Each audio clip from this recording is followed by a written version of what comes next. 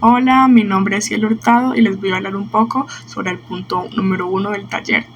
En este nos dice que expliquemos sobre los tipos de exposición según 3 normas diferentes. Tenemos como tipos de exposición a la exposición médica, ocupacional y del público. Según la resolución 18-1434 del Ministerio de Minas y Energía del 2002, nos dice que la exposición médica es la exposición sufrida por los pacientes durante su diagnóstico o tratamiento médico o dental. Incluye también a las personas que de forma consciente ayudan a procurar alivio y bienestar a pacientes, también a voluntarios en el curso de un programa de investigación biomédica que implique su exposición. En las recomendaciones de la Comisión Internacional de Protección Radiológica del 2007 nos dice que la exposición médica es la exposición a la radiación de pacientes que ocurre en procedimientos diagnósticos, intervencionistas y terapéuticos. En esta ley nos incluye a los procedimientos intervencionistas y terapéuticos. Dice que este tipo de exposición requiere un enfoque de la protección radiológica diferente al que se aplica en otras situaciones de exposición planificada. También dice que es intencional y para el beneficio directo del paciente. En las normas de seguridad generales dice que la exposición médica se aplica a todas las exposiciones médicas, comprendidas las exposiciones voluntarias e involuntarias y accidentales. Esto también es diferente de las otras dos normas. Y dice que los límites de dosis no se aplican a las exposiciones médicas. Ahora vamos con la exposición ocupacional. La resolución 18-1434 dice que es toda exposición de los trabajadores sufrida durante el trabajo. En las recomendaciones de la Comisión Internacional dice que exposición ocupacional es toda exposición a radiaciones de los trabajadores ocurrida como resultado de su trabajo y las cuales son responsabilidad del nivel gerencial superior, o sea, del empleador. Y en las normas de seguridad generales dice que la exposición ocupacional se aplica a la exposición ocupacional debida a una práctica o una fuente adscrita a una práctica. Ahora vamos, como último, a la exposición del público, que es, para la resolución 18-1434, es toda exposición sufrida por miembros del público a causa de fuentes de radiación. En las recomendaciones de la Comisión dice que comprende todas las exposiciones que no sean exposiciones ocupacionales ni exposiciones médicas de pacientes. Y en las normas de seguridad nos dice que la exposición del público se apliquen a la exposición del público debido a una práctica o a una fuente adscrita a una práctica. Como segundo punto de la actividad número 1 del taller, vamos a hablar un poco también de los equipos generadores de radiación ionizante utilizados en clínica. Vamos a hablar de 5 equipos. El primero son los rayos X. Los rayos X tienen como partes el panel de control, la mesa, el chasis, el brazo, el sopor, el tubo de rayos y los cables de conexión. Este equipo genera radiación ionizante. El segundo equipo es el tomógrafo, que tiene como partes el gantry, que es el tambor de la lavadora introducible, la mesa, que es la camilla donde se tumba el paciente o se ubica el paciente, y la consola del operador. Este equipo también genera radiación ionizante. También tenemos el mamógrafo, que tiene como partes el frente protector, la pantalla de visualización, el procesador de imágenes, el teclado, el tubo de rayos X, el cono limitador de campo, el compresor, la parrilla móvil, los pedales y la radiación ionizante. Y eso también da radiación ionizante, y eso también genera radiación ionizante. La fluoroscopía tiene como partes el tubo intensificador de imagen, el cassette de película, la cubierta de la ranura de Bucky, tubo de rayos X, la cortina protectora, monitores de panel, calmador de apertura variable y este también genera radiación ionizante. Y por último, el angiógrafo. Tiene como partes el generador, el tubo de rayos X, el intensificador de imagen, la mesa, el cambiador de placa y la jeringa automática para inyección. Este también genera radiación ionizante. Estos serían los 5 equipos generadores que escogimos para explicar la radiación ionizante. Muchas gracias. Mi nombre es Juliet Rodríguez y dándole respuesta a la actividad 3. ¿Cómo se producen los rayos X característicos? Los rayos X se producen cuando los electrones de alta energía chocan contra un material sólido como el tungsteno. El tungsteno es conocido como wolframio, también conocido como wolframio, o de forma muy poco usada como en el castellano como wolfram. Es un elemento químico, es el número 74 y es conocido en la tabla periódica con el símbolo W. Entonces, cuando este material sólido como el tungsteno chocan en el tubo de rayos X, este choque repentino provoca la desaceleración de los electrones, lo que genera una pérdida de energía que se emite en forma de radiación electromagnética, en particular rayos X. Frenado. En cuanto a las características del rayos X de frenado, se refiere al proceso por el cual la energía cinética de los electrones, se transforma en energía radiante.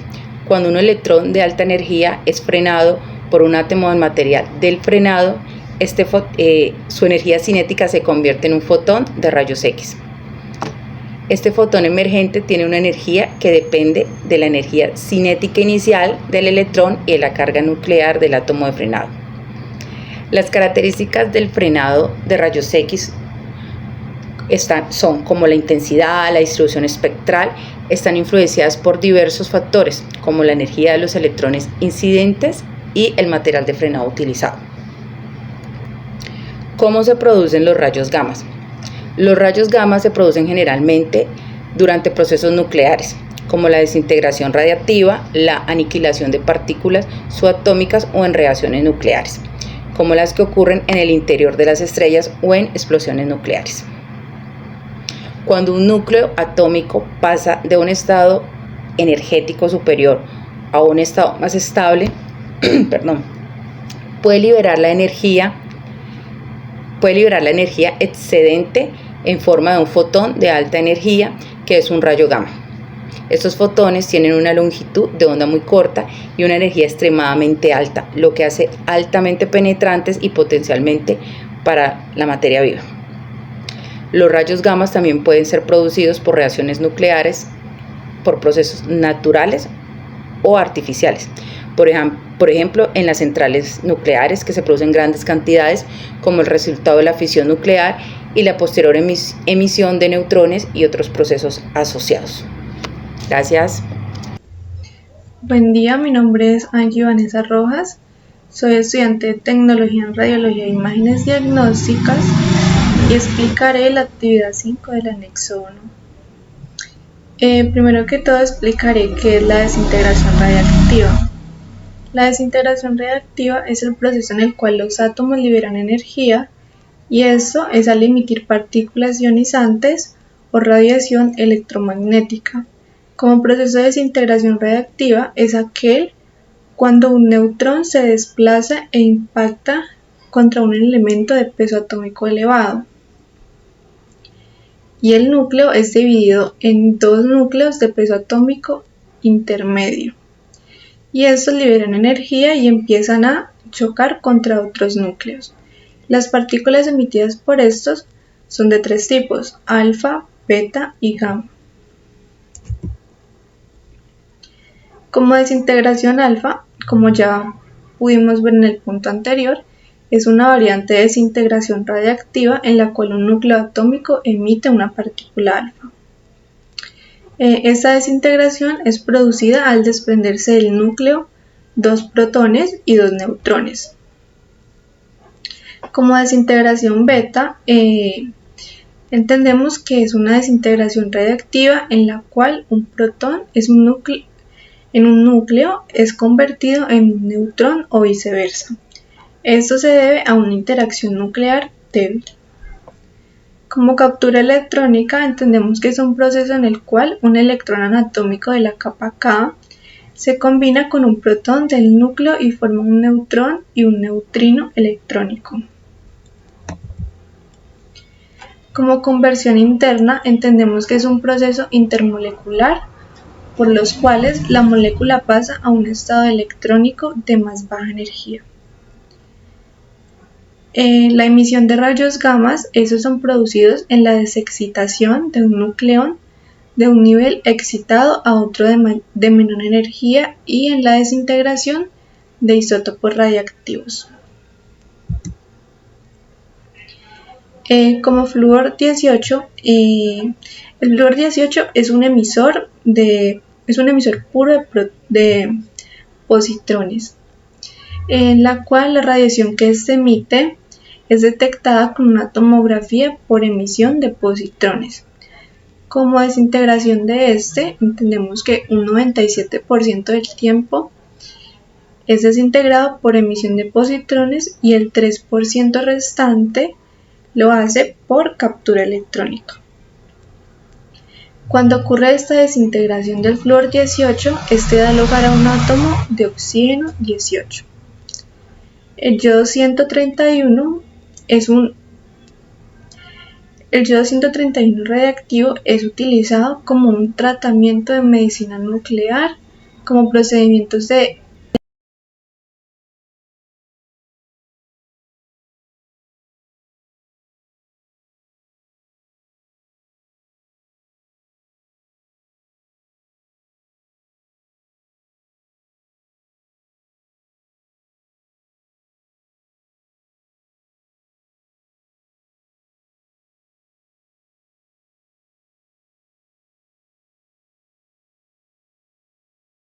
Buenas tardes, mi nombre es Víctor Manuel Villa. A continuación voy a hacer la explicación de la actividad número 7 y número 9. Actividad número 7. Tenemos una población de 5.000 núcleos radioactivos de flúor 18. Se sabe que su constante de desintegración es 1,050 por 10 a la menos 4 segundos a la menos 1. Averiguar. ¿Qué significado tiene el número 1,050 por 10 a la menos 4 segundos a la menos 1? Tenemos que este valor es lambda, que es la constante de desintegración, que hace referencia a la probabilidad que tiene el elemento flúor 18 para desintegrarse en un segundo. Segunda pregunta. ¿Cuántos núcleos de flúor 18 quedarán al cabo? Quedarán aproximadamente al cabo de 220 minutos. Para desarrollar este segundo punto, tenemos que tener en cuenta que en el enunciado ya nos dan unos valores, que son 5.000 núcleos, la constante de desintegración que es lambda y el tiempo que son 220 minutos. Lo primero que hice es pasar los 220 minutos a segundos, por lo que tenemos que 220 minutos por 60 segundos nos da 13.200. Para hallar este número de núcleos vamos a utilizar la fórmula de núcleos, que es la que tenemos aquí. Lo que vamos a hacer es reemplazar, que es núcleos, que son los 5.000 núcleos que ya nos habían dado en el enunciado, por Euler a la menos 1,050 por 10 a la menos 4 segundos a la menos 1, que es lambda, por el tiempo que son los 13.200 segundos que tenemos aquí en este valor. Al multiplicar todos esos valores nos da 1.250 núcleos, que este sería el número de núcleos que nos van a quedar aproximadamente al cabo de 220 minutos. Tercera pregunta. ¿Cuánto tiempo deberá pasar para que la población inicial se redujera a la cuarta parte? Para responder a este ejercicio tenemos que tener en cuenta que vamos a utilizar el periodo de vida media, que es el tiempo que se demora la actividad inicial en reducirse a la mitad. Para esto vamos a utilizar la siguiente fórmula, que es T1 sobre 2, que es igual al logaritmo natural de 2 sobre lambda. Como en el anterior enunciado ya nos habían dado lambda, lo que hacemos es reemplazar y hacer la división, que es esta división de acá, que es logaritmo natural de 2 sobre 1,050 por 10 a la menos 4 segundos a la menos 1. Al dividirlo nos da este valor, que es 6.601,40 segundos. Tenemos que tener presente que este valor que tenemos aquí es un periodo de vida medio. pero en la pregunta nos están pidiendo la cuarta parte, por lo que hace referencia a 2 periodos de vida media. Entonces lo que hacemos es multiplicar el periodo de vida media por 2 y eso nos da el siguiente valor, que es 13.202,80 segundos. Entonces ese tiempo es el que deberá pasar para que la población inicial se redujera a la cuarta parte. Actividad número 9. En la actividad número 9 tenemos una muestra de tritio de 500 gramos, la cual contiene 2000 núcleos y nos dice que el periodo de desintegración de tritio es de 12.3 años.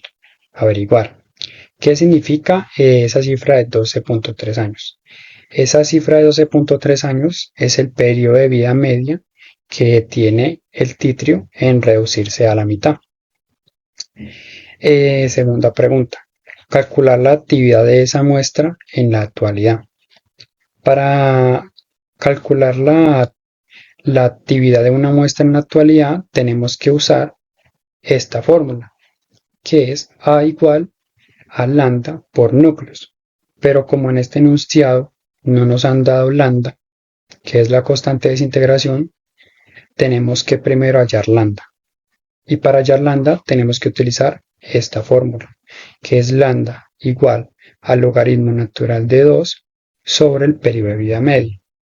Entonces, como nos están dando el periodo de vida media, lo que hacemos es primero que todo pasar esos 12,3 años a segundos.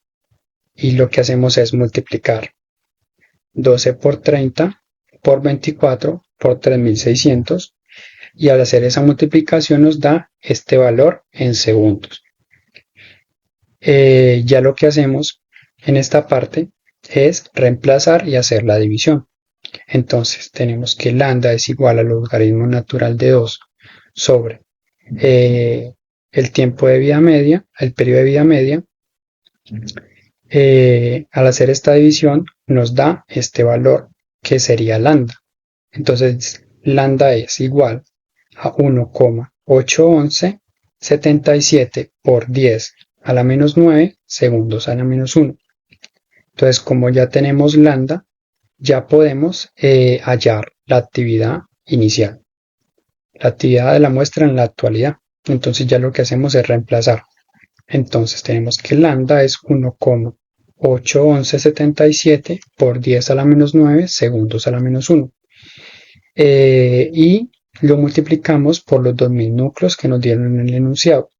Al multiplicar esos dos valores nos dice que la actividad inicial de esta muestra en la actualidad es 3,62354 por 10 a la menos 6 becquerelios. Pregunta número 3. Calcular la actividad de esa muestra dentro de 24,6 años. Listo. Entonces, para hallar este valor, tenemos que utilizar esta fórmula que estoy aquí subrayando, que es la de la actividad final, que es AT igual a A inicial por Euler a la menos lambda por el tiempo. Entonces, lo que tenemos que tener muy presente es los valores que ya nos habían dado en el enunciado anterior. Entonces, tenemos que lambda es 1,81177 por 10 a la menos 9 segundos a la menos 1. Y la actividad inicial es 3,62354 por 10 a la menos 6 becquerelios. Y nos dan el tiempo. El tiempo en este caso el enunciado nos lo da en 24,6 años. Entonces lo que voy a hacer primero es pasar esos 24,6 años a segundos. Entonces lo que hago es 24,6 por 12 por 30 por 24 por 3600 segundos. Y al hacer esa multiplicación nos da el siguiente valor, que nos los da en segundos. Entonces ya lo que hacemos con la fórmula es reemplazar. Entonces tenemos que AT es igual a la actividad inicial, que es 3,62354 por 10 a la menos 6 becquerelios, por Euler a la menos lambda, que lambda es 1,81177 por 10 a la menos 9 segundos a la menos 1, por el tiempo, que lo tenemos aquí en segundos. Al hacer esta multiplicación nos da este valor, que es la actividad final igual a 9,05888 por 10 a la menos 7 becquerelios. Entonces tenemos que la pregunta nos decía que calcular la actividad de esa muestra dentro de 24,6 años. Entonces, este es el valor que vamos a tener al cabo de la muestra inicial dentro de 24,6 años. Muchas gracias por la atención prestada.